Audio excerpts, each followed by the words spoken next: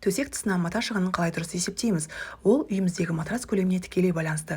Менде 160-та 200 см болатын матрасқа төрт жағына 30 см қосып төсек жаймасының көлемін шығарамын. Ол дегеніміз ені 220 см, ұзындығы 240 см болатын мата шығады.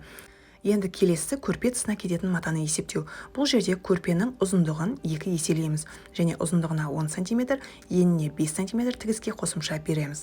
Сонда бізге ені 165 см, ұзындығы 410 см болатын мата қажет болады. Соңғысы бұл бізде жастыққа кететін матаны есептеу.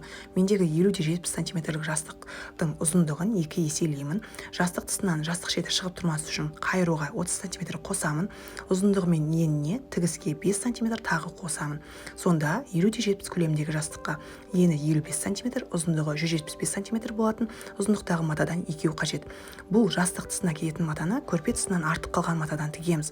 Енді нақты мата шығынын есептейік. Ол үшін матрасқа кететін мата ұзындығына көрпе тұсына кететін мата ұзындығын қосамыз. 160-та 200 см болатын төсекке жалпы 6,7 метр мата кетеді. Ал мен осы комплектіні тігуге жалпы 7 метр мата алдым, яғни 30 см қосымша артық алдым. Видео пайдалы болса, лайк басып, комментарий жазуды ұмытпаңыз.